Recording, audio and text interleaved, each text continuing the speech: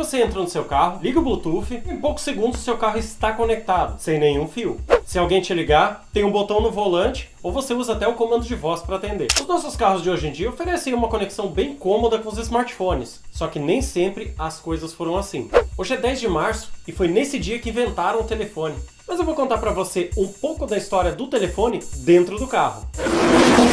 Na realidade, esses celulares embutidos nos carros já existiam há mais tempo. Lá na década de 40, para ser mais exato. Eu já sei até o que você tá pensando, tá dizendo assim, poxa, você deve estar louco. Os telefones não fazem tanto tempo assim.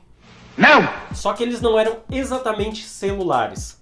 Tudo começou com a Motorola em meados da década de 40, os primeiros telefones para automóveis. Só que eram geringonças gigantes e o mecanismo principal ficava numa caixa no porta-malas e pesava nada menos do que 40 quilos. Tem gente que chama os telefones da década de 90 de tijolão. Esses dos anos 40, então, é um prédio inteiro. Para que esses telefones aí funcionassem, a Motorola estabeleceu parceria com a empresa telefônica Bell, que instalou uma rede de repetidoras de sinais de rádio pelos Estados Unidos, as chamadas células. E assim nasceu o conceito da telefonia celular, que na base não mudou nada até hoje. Até porque, similarmente, os telefones ainda funcionam por ondas de rádio. A Motorola logo ganhou a concorrência de muitas outras companhias, e o sistema de telefones em carro se espalhou rapidinho. Apesar do serviço ainda ser bem caro e com poucas áreas de cobertura, isso virou uma verdadeira febre, e logo todo mundo queria um telefone no carro.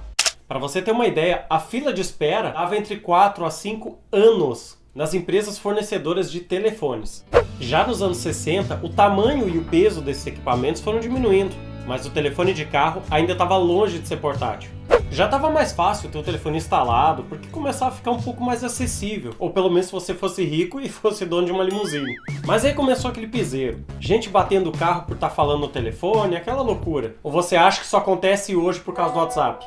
Então o primeiro alerta sério sobre riscos de telefonar e dirigir ao mesmo tempo foi dado em 1969, por Martin Cooper, o engenheiro da Motorola que posteriormente criaria o celular portátil. E o curioso é que ele escolheu telefonar do celular que ele mesmo criou para os concorrentes na sua primeira chamada.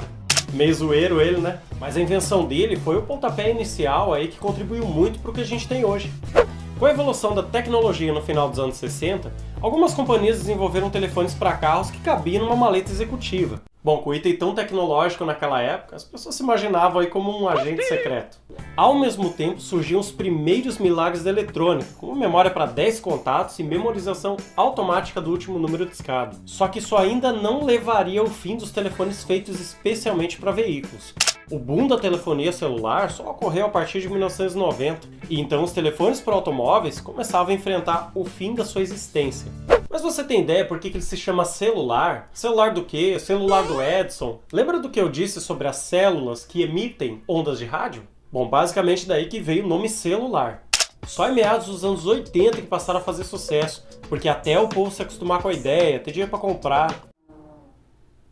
Tem um cara furando uma parede aqui em cima até agora. Cara, se esse troço aí não tá furando, deixa assim porque é boa a parede, não fura mesmo. Ali foi inaugurado o 1G, que seria como a primeira geração da telefonia, das ligações analógicas ainda. Não estava nem perto de CDMA, de GSM, nada disso. Hoje aí a gente tem 5, 6G, por aí vai. Não, 6 ainda não tem. Errou! Para você ter uma ideia, ele começou a ser vendido no Japão 6 anos depois do grande lançamento nos Estados Unidos. Se no Japão levou tempo, imagina aqui, né? Como eu disse antes, inicialmente era mais caro você ver esse tipo de telefone em carros, mas foram ganhando aí espaço e também aparecendo em alguns veículos como opcional. E não era só daquele modelo mais bonitinho, como a gente via em carros de luxo que aparecia em filmes da Sessão da Tarde, não. Então as montadoras elas foram aí se esforçando para trazer coisas mais exclusivas. Olha só, nos veículos da Nissan, por exemplo, o aparelho ficava no console central do carro, perto do câmbio. Fabricado pela japonesa NEC, ele era controlável pelos botões no centro do volante, era só digitar os números ali mesmo. Claro que não dava para mandar um zap, mas aquilo era o must da época. Se você conhece essa expressão, eu só tenho uma coisa para dizer: estamos ficando velhos. É a verdade. Já na época de fabricação desses veículos, celulares pessoais estavam começando a ficar mais acessíveis nos anos 90, e os modelos embutidos nos carros deixavam de ser interessantes.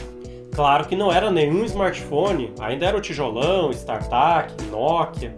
Então eu lembro quando meu pai comprou um daqueles Nokia, tinha aquela antenona que você puxava. E eu lembro que ele tinha habilitado aquela linha da Claro Digital e ganhava uns brindes, umas coisas na época, inclusive até um papagaio de pelúcia. Bons tempos aqueles que as operadoras ainda agradavam os clientes. Se você lembra dessa época, conta aqui pra mim como era usar esses telefones.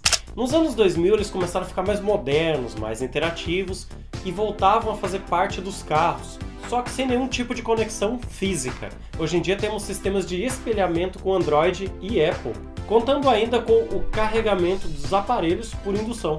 Gostaram do vídeo, pessoal? Gostaram de viajar um pouco no tempo? Então deixa aquele like, aproveita e comenta aqui se você já teve alguma história, já viu esses carros com telefone embutido aqui que eu quero saber. Não esquece de compartilhar esse vídeo e, claro, me seguir lá no Instagram e no Facebook.